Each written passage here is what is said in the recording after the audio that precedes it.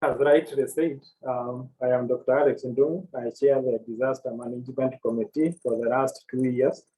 And I'm going to take us through our presentation today, which is basically on the Kenyatta National Hospital disaster preparedness. So what we are going to present today is a summarized plan and policy for the disaster management team.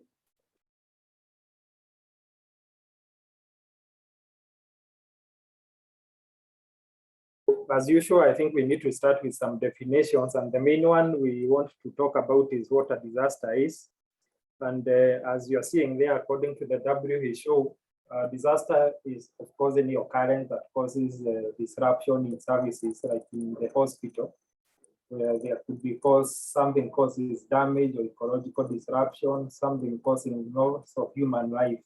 But the main thing to note there is that whatever has happened should be something that requires external resources that are not available within the hospital at that point.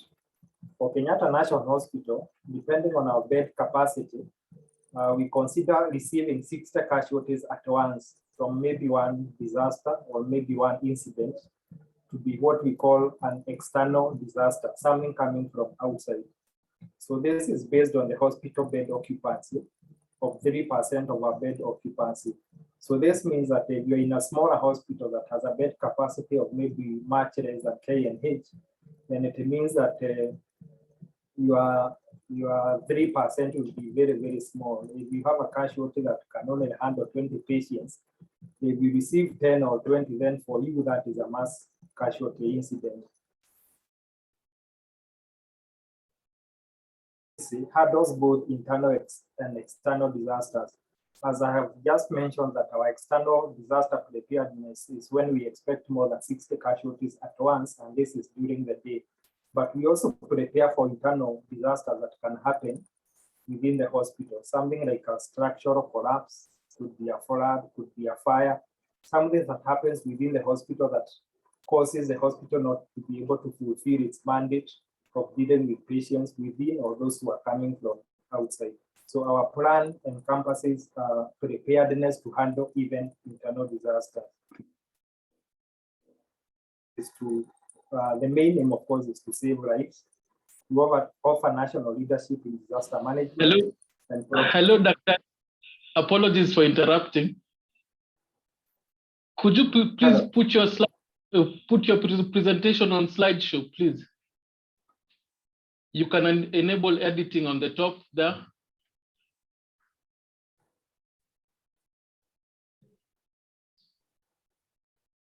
Is it on slideshow?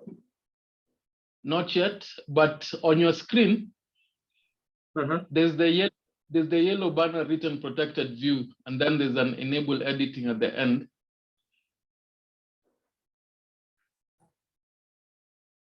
Or I could share your slides on your behalf from my end.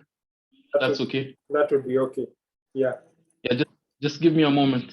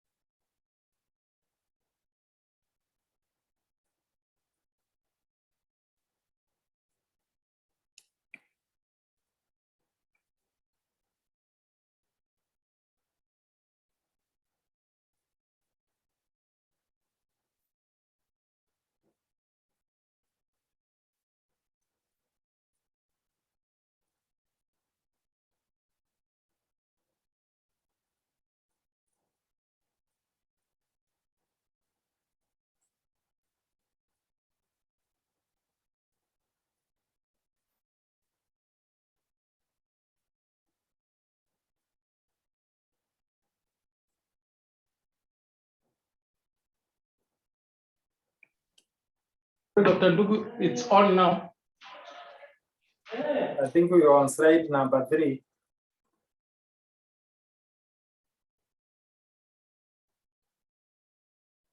You can go on to the third slide. I think that's where we were. Thank you. So the 6 critical functions that we have identified as a disaster management committee is as listed there: communications. We are involved in resource management, security and safety, which is a major feature for any disaster management, staff responsibilities, utilities, which are the main things within the hospital that we use to serve our patients, and patient and clinical support. Next, please.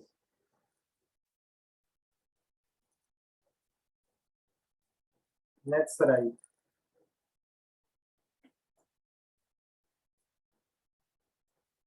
So just as a matter of introduction, for those who may be unaware of the facility, Kenyatta National Hospital Complex involves the main hospital, which is a tower block plus all the facilities surrounding it. Then within the same facility, we have the University of Nairobi and also the KMTC Nairobi campus. So as we all know, it's a national teaching and referral hospital. The number of beds, and this has changed over time. By the time of writing this plan, we were at 2,056. And the average number of patients we serve per day is as shown 3,000 to 5,000. That can go up or down depending on whatever is happening. The population that is within this complex is around 1,000, which includes the people who work here, the students, the staff, the patients, and the relatives who patronize the hospital on any particular day. Next.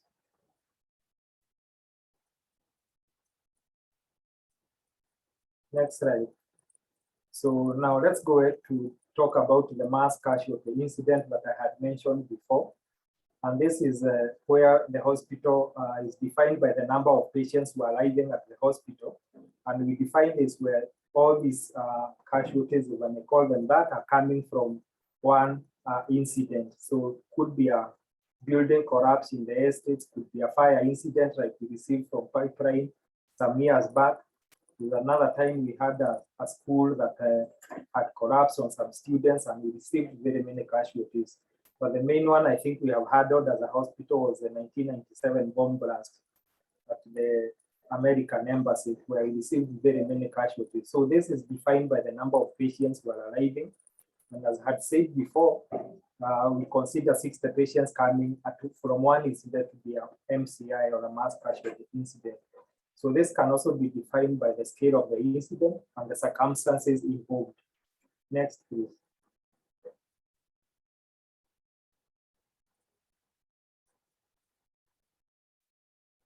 Next slide. So for a small scale incident, the number of casualties may be in critical condition. So they may not necessarily be casualties who are walking or who have minor injuries, but maybe casualties with severe injuries, but they have all come from one incident. So at stage 1, which we consider casualties up to 60, so with various degrees of injuries, but stage 2 is where we have more than 60 casualties. So 60 going up, we consider that as a stage 2 of the MCI. However, during the night or after 5 p.m., when the number of people who are working in the accident and emergency or within the hospital, the numbers are reduced, then casualties coming more than that, which is half the number that we have indicated during the day, we also consider that to be an MCI.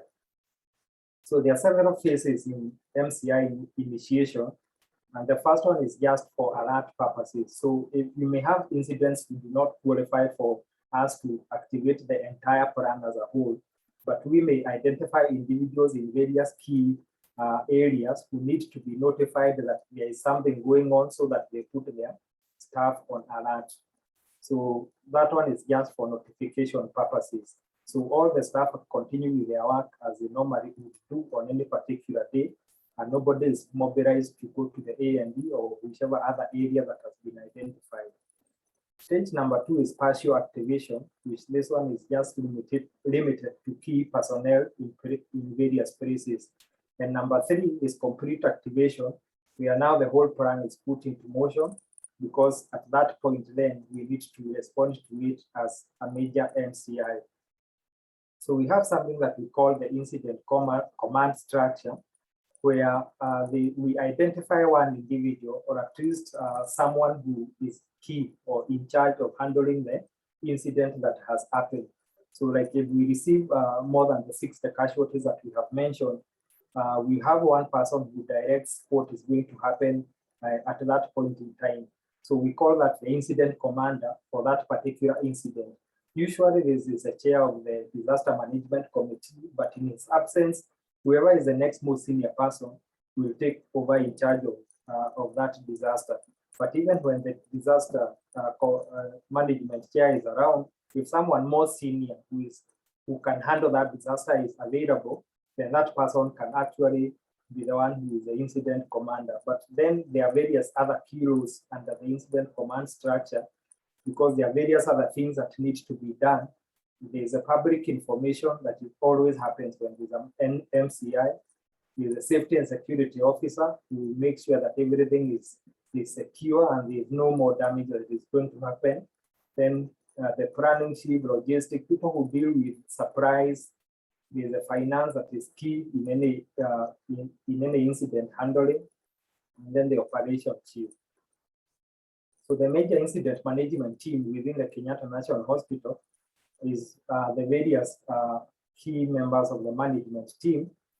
Key, of course, is the CEO, who is ex officio, but he has to be informed of any incident that has happened within the hospital.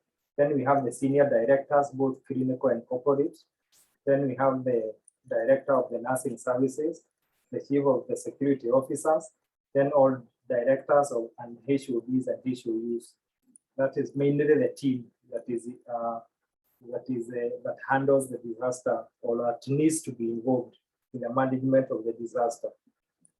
So at the accident and emergency, because that is where we receive most of our casualties, or when the casualties come from external, this is where they're received. Then initially there's a team lead doctor who is always available in the various duty allocation. So the team lead takes charge, because at that point nobody else may be within the hospital. So he is the team leader. At that point, he's the incident commander, and he is the one who puts the plan into motion.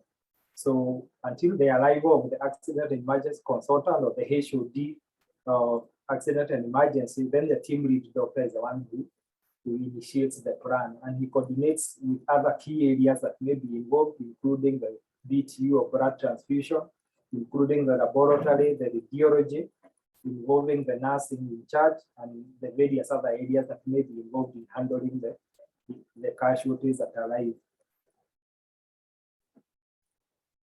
So at that point, because once the casualties arrive at the accident and emergency, the first thing to do, of course, is to do triage.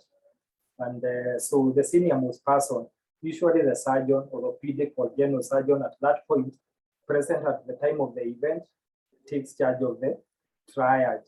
And he determines, of course, triage, as you are aware, determines how the patients are going to be handled going forward. Next, please.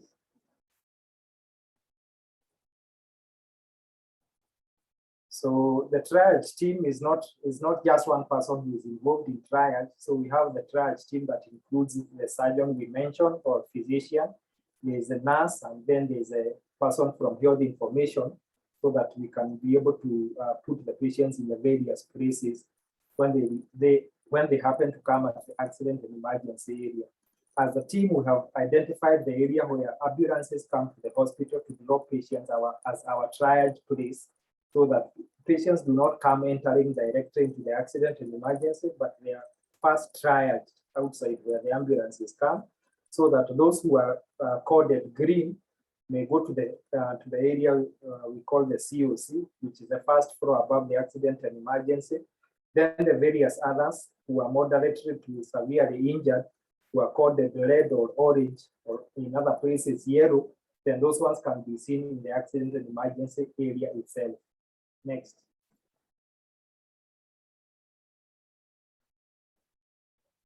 So the procedures that then we use to follow as the MCI event progresses, then is to free up the accident and emergency, because there's always patients who are being seen in the A&E at any particular time. But now that we have received a mass casualty incident, then those patients will need continuity of care, but in a different area of the A&E from where the MCI casualties are being managed.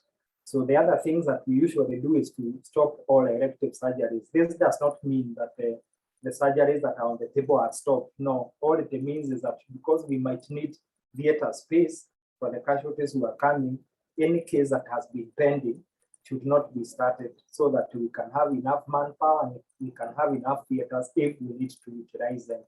Then routine laboratory work and imaging work usually should come to a stop, the ones that are not of an urgent nature. Then the staff who need to be called are usually mobilized, and this is through our telephone services. Then at that point, then because of MCI, as you're aware, there's a lot of public interest and external people want to know what is going on. We need to operationalize an information center that is manned by someone from the corporate affairs. In stage 2 emergencies, and you remember this, we said it's more than 60 casualties going up.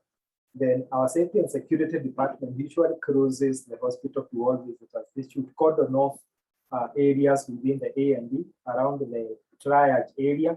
And also, as they always do, they man the exits and entrances, but they make sure that the only people who are coming in are people who are authorized to do so. Because if we have crowding in A&E department or other areas that are used in treatment of patients, then that is going to stop people from doing their work. Then if there is an overflow of patients that the accident and emergency cannot handle, the plan as it is today is to open the clinic number 24, as you know, the SOPC, and clinic number 23 to be able to handle the casualties that come in.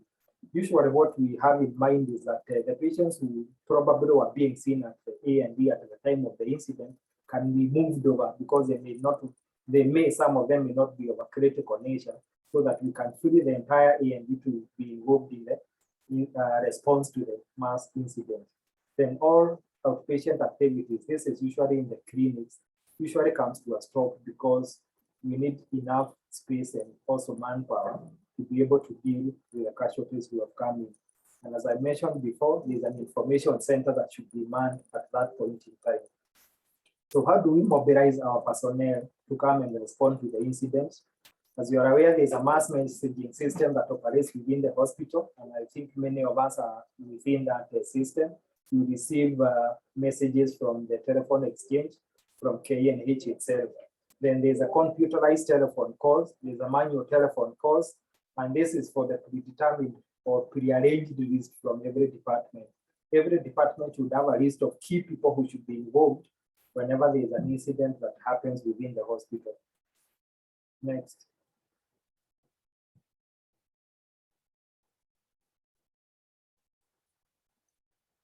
Then other people who are mobilized depending on the nature of the incident. Sometimes we think of an incident as basically like a trauma in trauma setting. So you may see the examples given here as people like surgeons and anesthetists, but sometimes you may have incidents that do not require necessarily surgeons or anesthetists. Like if you think of flooding, most of those casualties do not necessarily need a surgeon, but they need other specialties.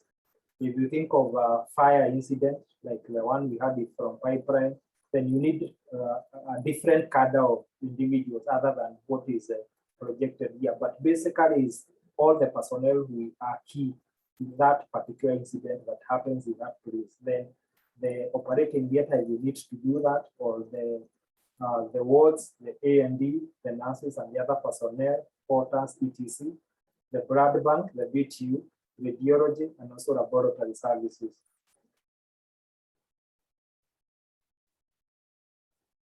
So mobilization of personnel, of course, follows a certain defined order. So the physicians on duty, physicians, I don't mean basically physicians as we understand it, but basically the surgeons or whoever, the people who are key in management of that disaster, and the ones who are on call are the ones who should be informed first. Then if the incident is going now to overwhelm, then there's what we call the surge capacity, the people who should be called to come and manage the incident.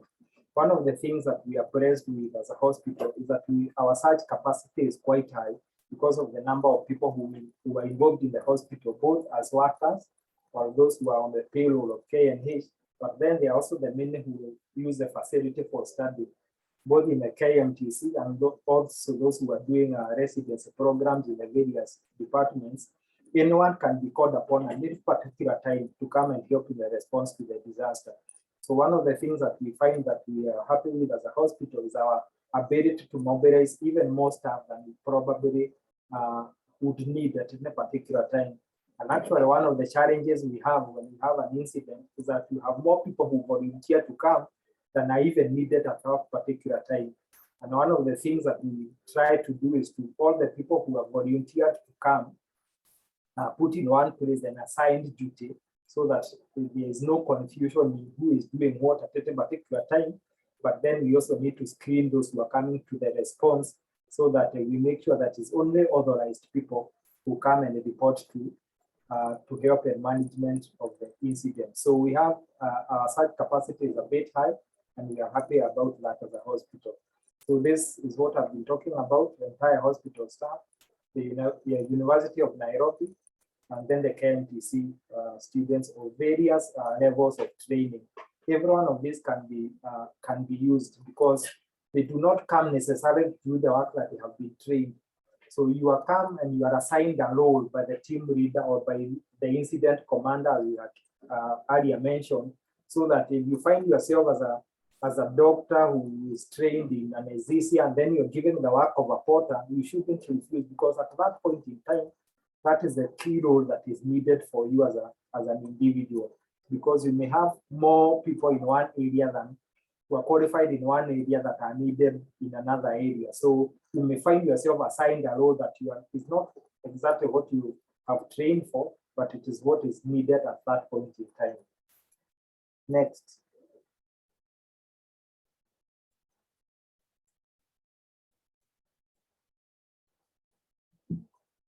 Next, please. So then the other supporting services, as I mentioned before, including the safety and security officers, the BTU you mentioned, the laboratory and the pharmacy services, then all the other cadres within the hospital, because once an incident like this happens, we need the mass supply of various other things, including cleaning of the various areas, accident and emergency itself, and the ward where these casualties are going to be handled. Laundry is needed, sterile supplies, including catering for both the people who are handling the incident, because this can go on for hours and people may be unable to break for the usual going for tea, going for lunch. You may be unable to do that. So catering again is involved because the people need to have the strength and be refreshed from time to time. And also the casualties who come, we also need to have time to be refreshed for those who may be in a position to do so. Because as you are aware, most incidents, the patients who are coded green are actually more than the ones who are coded orange or red. So those ones, they are same within the incident and they still meet their other needs catered for. In terms of communication, the reason why we put this slide here is because the hospital is usually informed from external sources about that an incident has happened and we need to receive many casualties. So for the person who is receiving that initial phone call, there are some things that, of course, you need to take down so that you can communicate further to the people down the line. You need to know the name of the person who is calling and the telephone number of whoever is calling, because we need to make sure it's not a hoax. The hospital is not being misled that something is going to happen. So you need to take down some key details. So you need to know the location of the incident, where has it happened, how many casualties are we expecting, what is it? Is it a fire? Is it an explosion? Is it a plane crash? Is it a train crash? What is it? Is it a building collapse? We need to get those details so that now once we receive that information, we may know when are we expecting the clients to arrive, what nature of preparation do we need to do? Is it, do we need to mobilize more surgeons? Do we need to mobilize people who are in plastic to deal with a fire? So we need to have that information so that we can put the key areas that need to respond so that they can be ready when the casualties start arriving. For the hospital itself, the main numbers that you need to know that are used, we have the referral office, the one that is based in accident and emergency, and that is the number that is there. If you are internal and you received information, then you can use the extension that is given there. Then you can also call the telephone services unit. The numbers are as given there. Then number 3 is a central coordination office. We basically know it as room 108. It has an extension, but also it has a mobile number. And that is a number that at any point, 24 hours a day, if you call that number, you find someone at the end of that line, as the referral office. For those who are able, they can also call the Disaster Management Command Center on that number that is given here, plus the extension as well. So once the casualties are received at the accident and emergency, the next thing that we do, of course, is to assign treatment teams to the various patients who come. Because we are able to utilize our surge capacity, we are able to assign a patient to either a surgeon or whoever doctor is assigned to the patient. We may have a nurse, we may have a student who are able now to coordinate the care of the patient who has been received. Able to determine the level of injuries or whatever is needed, and then their main treatment kicks in, because if you're a doctor, you know how to handle the patient who's in front of you.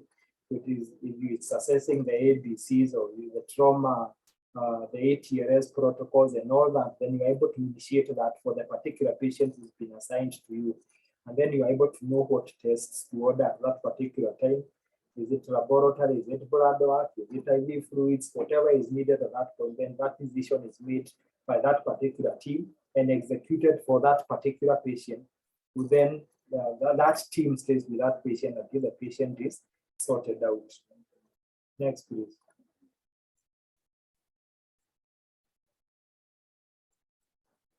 Then initial radiology workup, I think this is now the things that we basically do for the various patients. We have the trauma series of X-rays that we usually do, which include the chest X-ray, the C-spine, the pelvis. If we are able to do a fast, which is focused ultrasonography for trauma, then that one can be done in the A&E or the acute room as well. Then if for those patients who require further workup, then of course, CT scan of the various areas can be initiated as the care of the patients continue. Next. So the resources and the assets that we use as a disaster management team is we have a mass store in the accident and emergency department. And this is basically just to boost our surge capability, because routinely in the A&D, we have the supplies that are usually utilized. But if you have one incident that brings so many patients together, then you should have a store, which we do, that now you are able to now to go there and get the supplies that you need urgently. Then we have the disaster emergency ward, Ward 42 and Ward 1F, but now we actually open them when we need to, when an incident has happened. So the disaster ward is manned, as Pauline had said when she was, she's in charge of that ward. She mentioned that when she was opening the session. And then once that ward is mobilized, there is a staff who is assigned to the ward, then they can put the ward into an active capacity. There's also a store within that ward that deals with casualties who get admitted to that particular ward. Then as a hospital, we also have external resources, people we can utilize, people who we have MOUs with, so that if the hospital becomes overwhelmed, then we can go to them for supplies. That includes KEMSA, includes AMREF, includes even the Kenya Red Cross and other people who we have agreements with prior. And there are also people who the supply chain management, they also have agreements so that whenever needed, even whether during day or night or whatever is happening, then at that particular time, they can go to them and they can get their resources replenished, not following the routine day-to-day ordering system. and this usually is something that is established. Then our safety and security department are very, very key within any response to disaster, because they maintain order within the hospital. They are able, because of the so many people who come when there's an incident, they should be able to know who is coming in and who is coming out. They should be able to direct traffic. There's a gate that they can usually open so that when the ambulances are coming to the accident and emergency, they do not go back the same route that they have come. But then there's an exit that is on the other side near the radiology reporting area that opens to, is it called Mara Road outside there, so that there's one exit and one entry so that the ambulances do not go back the same way they have come. Then we are able to cordon off the accident and emergency, which is the main area for handling the incident. They can also help to establish the information center, although we can use the information center that is available at the moment within the hospital. Then they should be able to ensure there is strict control of access to the various key areas within the hospital. At this, during an incident, this is routine because the hospital staff should be able to wear their IDs at all times, but especially so during an incident, so that if you are coming to respond and we do not know who you are, then we can identify you through your ID. Anybody who sees you should be able to know that this is someone who probably works within the hospital. And our safety and security officers, they are mandated to ensure that the people who are entering the various areas, they provide proper identification. Because as you are aware, if we have an incident and there are so many people who are coming, then if we have people who have bad motive, terrorists and all that, they can target now the people who are crowded together, so that now we become a secondary incident area. If that happens, then we are unable as a hospital to function as we should. So safety and security is very, very key. So if you come to respond to a disaster and you are turned back because you do not have proper identification, then you have only yourself to blame, because the safety and security are mandated to ensure that only the people who are key and who are needed and who are known and it is safe to have them available, they are there at that point in time. Next.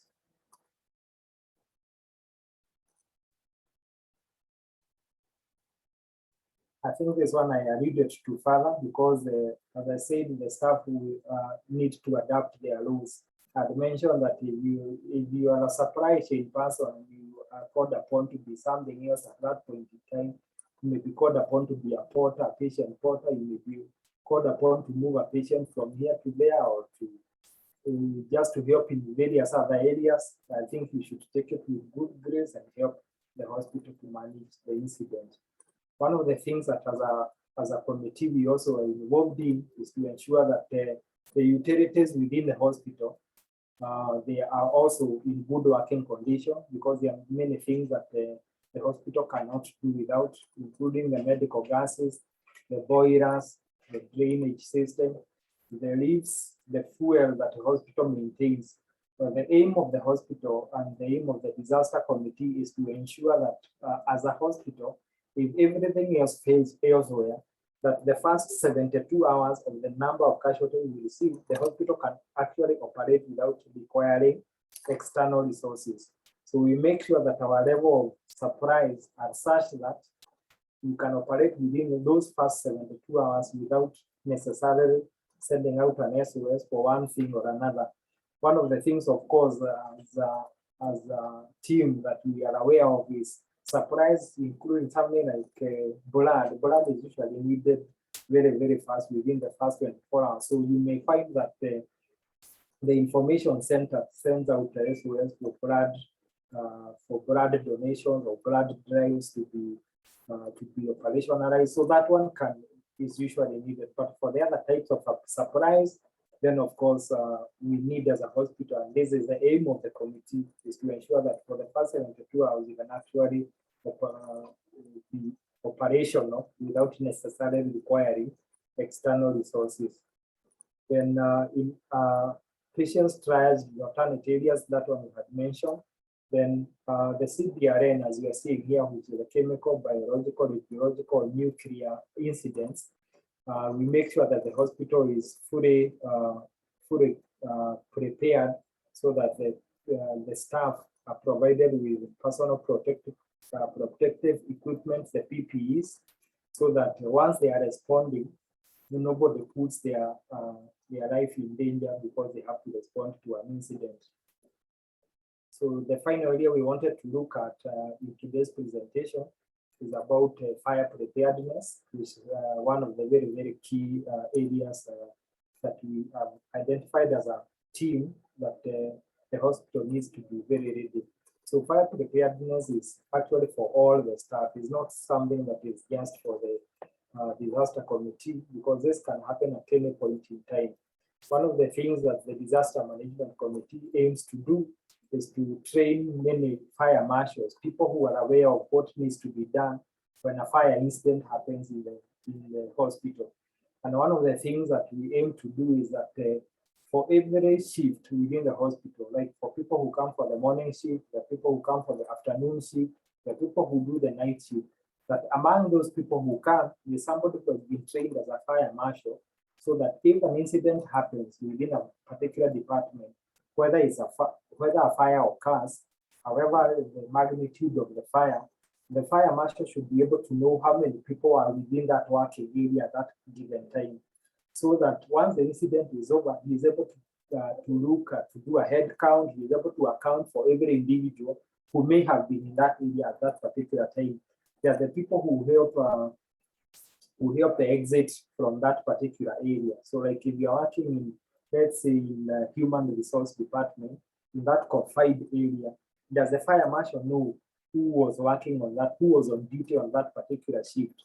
So that once the fire incident is over, you go to the assembly point. Are they able to identify the people who are on that shift, so that if anybody has become injured, if anybody cannot be accounted for, then they should be able to say so and so was working, and now we cannot be able to find them.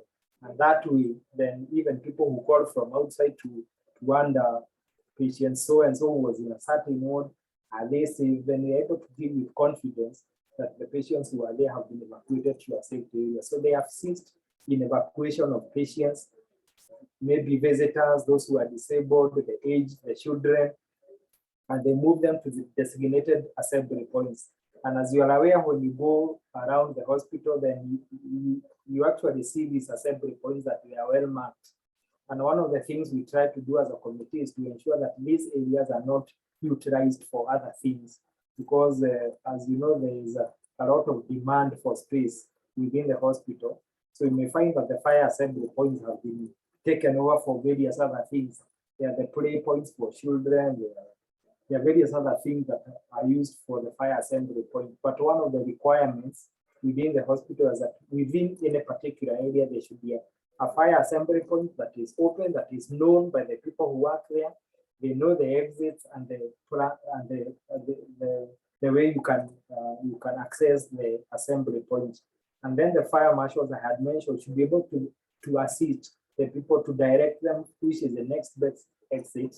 The patients who are either walking, those who are bedbound, those who have to have wheelchairs, and those who need to be evacuated in any other way, like using mattresses or blankets, who have to be dragged around. And then, of course, you know, there are certain very key areas because of the patients who are in those particular areas. Like if you have patients who are in the ICU, who need to be on the vent, you have patients in theater who are probably on the table and a fire has happened, then the people within that department should have their own emergency evacuation plans. They know which are the exits they can use. They know where the patients should be evacuated to, the next best assembly point nearest to the place where everyone is working. So it calls upon all the staff within the hospital. Everyone who works in every particular area, you should be aware of the area where you are working. Where is the assembly point? Where is the fire extinguisher? Where should you move if an incident happens? If the fire happens starts next to an exit, which is the next available exit? Because the fire may not always necessarily start at the place that is farthest to the exit. You should be aware as a hospital, and this is the aim of the committee, so that everyone in the hospital is sensitized on things to do with disaster, on things to do with safety at any particular time, so that whenever you work, you should be aware that something can happen.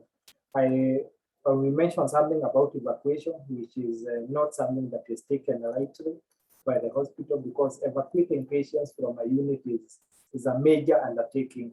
Fortunately, for the time I have been the chair on the team of the disaster, we have not had to evacuate a unit because of either structural collapse or a flooding in the area or a fire. But if this happens, then we should be able to be ready, and we have partner institutions that will help us when something like that happens. We have the Ministry of Health, who are key. Then we have the Nairobi Fire Brigade Services, the National Police Service, the NDUC. NDUC stands for National Disaster Operations Center. NDMU is National Disaster Management Unit. And these people usually are key helpers. The other people who help us, including the Kenya Red Cross, the other various ambulance services that are private or semi-private that we can call upon whenever an incident happens and we need to evacuate to a given area. This is for information purposes, as you are aware, for the staff within the Kenyatta National Hospital. The only person who is authorized to speak to external people to give whatever information, even during the normal working time, but especially so during an incident, is the CEO. He's the only authorized person to talk, or whoever he has given that authority to. So one of the things that we discourage staff from doing is talking to the parents on issues they are not authorized to talk about. So an incident happens, we have an area where we call the information center, and if the CEO has authorized any particular person to talk or to give whatever information, then they can do so at that point in time. However, no other person should be able to do that. If you are authorized, then you can give information, so that we have one unified way of giving information, so there is no conflict on information. So everything that goes out of what has happened within the hospital, then it's given in a certain way. I think I've given a very, very summarized version of our disaster planning policy, and I think I'm going to stop there to open for any questions or clarifications, so that you can save on the time that we have been given. Thank you very much, and over to you, back to Pauline Njue. So much, Daktari, for the very enlightening kind of sensitization, if I may talk about it like that. It was very, very informative, and actually it is the way it is in our disaster plan and the policy. You have summarized in such a way that we are able to get the important highlights, and we are grateful for that. Before I go to other comments, I'm seeing there is anonymous attendee who is asking a question, and it is good we respond to it before we go to the next kind of remarks. In a scenario with the disasters of fatal outcomes, and it's impossible to refer, how can we assess training for BLS? I want to think that is basic life support, or ACLS to service providers outside Nairobi. Daktari. One of the things that the hospital is mandated to do is to be a training center for the country as well. So not just for the staff who work within the hospital. And one of the things we endeavor to do is to conduct routine trainings. Number one, within the hospital staff, and number two, for people who may want such training from external facilities. So it is our aim as a committee to have staff who are sensitized in BLS, ACLS, and that. And I think those trainings have been going on, facilitated at the accident and emergency. We usually try to budget for those trainings within every financial year. We may not always cover the people externally, because sometimes it's a bit difficult. The numbers are constrained, but these trainings, they go on every every year for especially the hospital staff or even those who are part-time attachments. They can be trained, and so that when you go out there, then that training remains with you. And as you know, these certificates are renewed every few years. So the hospital itself is one of the training areas for these kinds of courses that are key also to disaster management.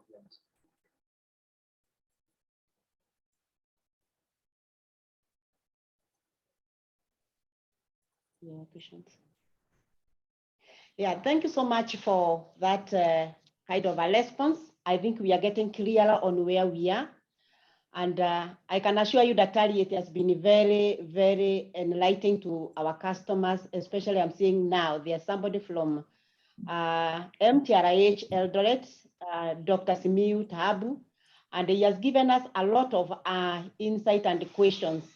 And he is asking, one of the questions is, how do casualties move between emergency department and the Ward 42? And there's also the next question, need for a command center to strategize in managing the incident and the distance from the action area. Then number 3, kindly comment on the structure in a non-trauma mass incident like we had in Kumikumi several years ago. And he is also giving suggestions there, which I think, Dr. it's good for you to clarify for them how we move, because I think we have a pathway on how we move from emergency department to Ward 42, which is very well defined in our appendix. And back to you, Dr. before we continue. I want to thank Dr. Simiu, who is my senior, who is one of the people who are actually the head of our accident and emergency years back. And he put down structures that we are still using up to date. So I'm happy to hear that he was also part of this discussion. So thank you, Dr. Simiu. So the first response is how casualties move from our accident and emergency to Ward 42. So as a committee, we have endeavored to have stretchers, many stretchers, so that can be used during a mass incident. And they are stored near just outside the accident and emergency on the behind side, so that, and then there's a keypad between accident and emergency to our Ward 42. Unfortunately, our Ward 42 is on the first floor, and as you know, our accident and emergency is on the ground floor. But there's a path that can be used by stretchers to go all the way to Ward 42 without necessarily having to require the use of the lifts or the use of the staircases. So that one is available. And about the command center, the area that we use as a command center when we have a mass incident is the floor above accident and emergency, the one that we currently call the CUC.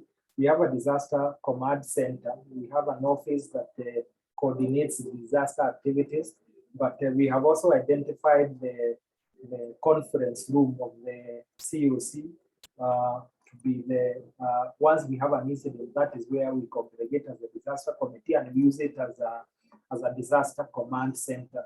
So for the purposes of this plan, the floor above accident and emergency is our disaster command center, and that is where the information that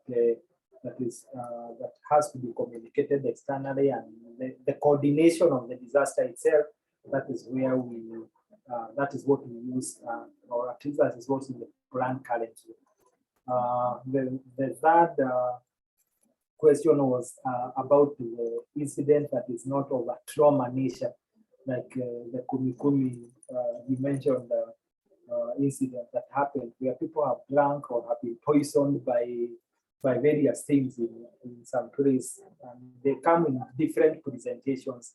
One of the things that this disaster plan and policy encompasses or thinks about is that is what something we call an all hazard plan, that the plan is not basically on trauma, although trauma is what we handle most, but it's all the other kinds of disasters that can happen. We envisage a situation where we may receive 60 casualties of various things, whether it's flooding, whether it's poisoning like with Kumikumi, whether it's building collapse, or although that one is trauma. So we will receive the 60 casualties from a Kumikumi incident. The Ward 42 that we activate is basically to deal with those kinds of casualties. So once they come, we activate the people who are now key in dealing with those kinds of casualties.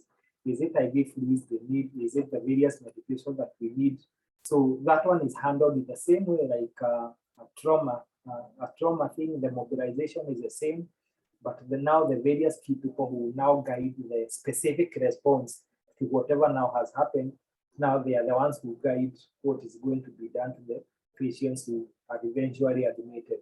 So it's an all-hazard kind of plan that encompasses or envisages whatever clientele that you can receive from any particular incident that can happen. Back to Pauline. Yeah, thank you so much. I'm not seeing any other question, but we are recognizing that Christine Mwanzia and he's saying to everyone, they had a very informative kind of information from our doctor. And wow, very, very informative. Many people are responding, and we are very grateful about that. Now, I'm seeing our time is almost to the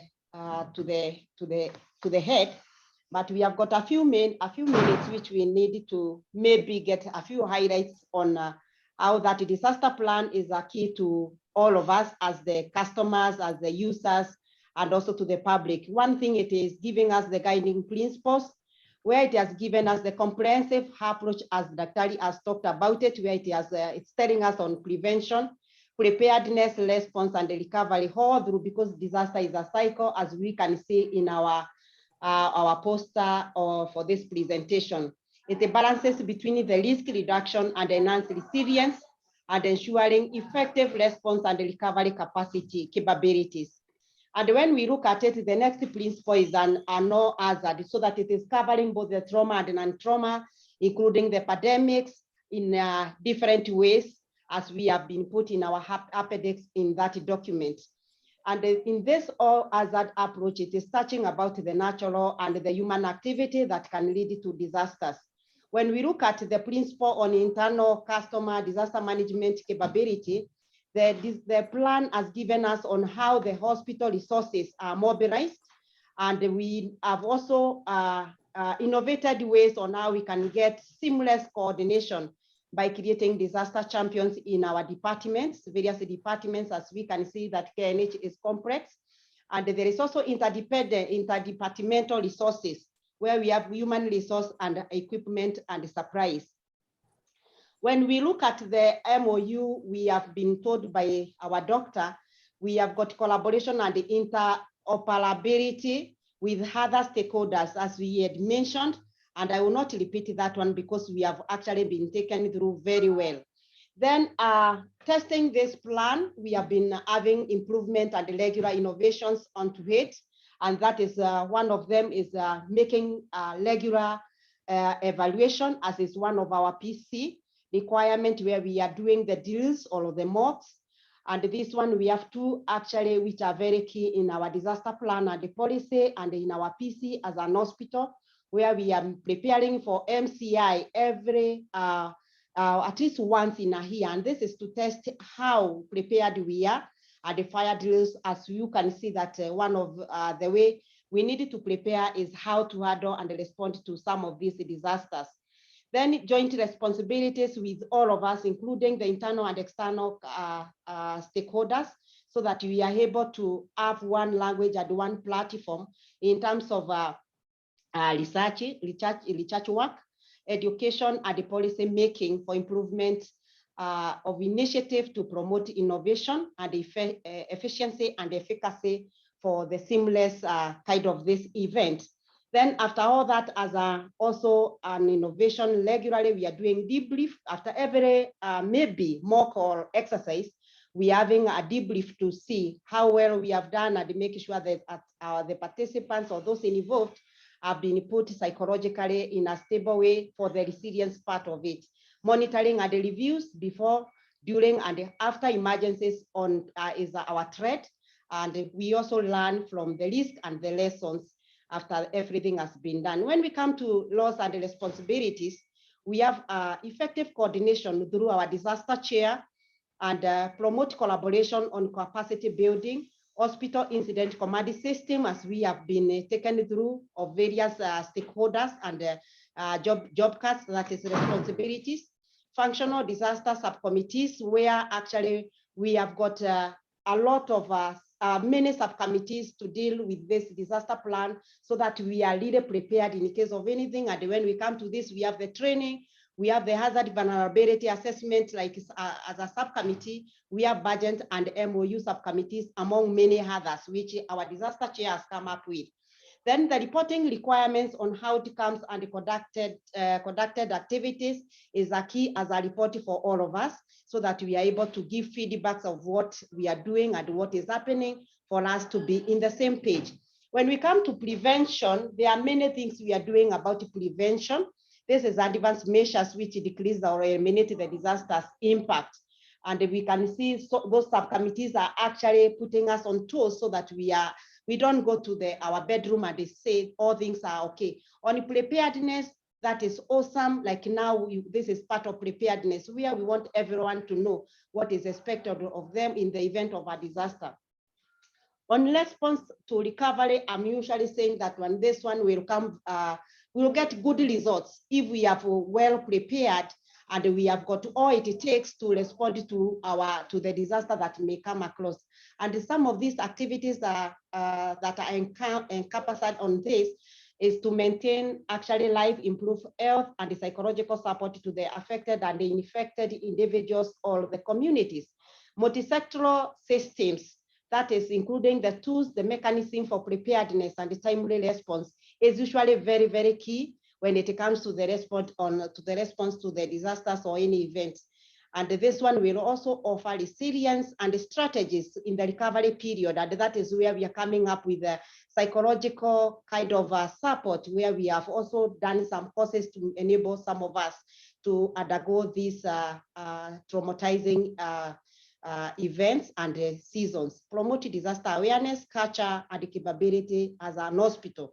And where we are actually, as Kenyatta National Hospital, we know that we are stakeholding everything, and the government is looking upon this hospital for some of these events, and that is where the disasters and many of those challenging things will come. Why are we doing all these things? Is to demystify the hospital risk by adopting the national policies and the program for safe hospital and protect equipment, medicine, and the supplies. We also want to strengthen the hospital incident command system. And by the end of it, we are looking for a conducive environment to handle disasters of any kind, let it be natural or man-made disasters. And I don't want to go very into details of the emerging disasters like CBRN. And because we have a topic on that, I think we will capture that one more effectively. When we come to emergency operating procedures, it has been covered very well because we have put areas and structures in place on where we can activate some of these incidences, and so that we activate for the response of the disasters. Protection and the training of the staff, it has come out very clearly that the training subcommittee has come up with so many projected trainings, and all these are geared towards preparedness and sensitization and alerting and creating awareness for our staffs and other people, so that we are able to respond to the disasters and save as many lives as possible, if possible, all the lives. And the testing this, we are doing this one in form of drills and the mock exercise and the tabletop exercise, so that we keep ourselves on toes and quite informed about this. Partnership and the stakeholders collaboration, it is key, because there's no disaster that anyone is prepared for, not in terms of space, not in terms of the resources we have. So we have to get other stakeholders so that we are able to move and save lives as a team. Our recommendation on this is hospital-wide thematic platform for all staffs in risk identification and reduction in all departments. We are also investing in capacity building, and that's why training is very key, and the sensitization and these webinars. And we are very grateful because we had good attendance. We can see now that people are on the know on what is expected of them.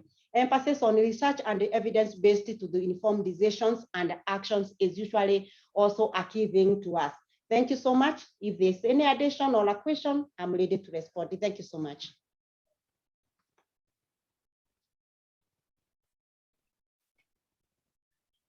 you, Pauline, for those remarks that you have made, and I think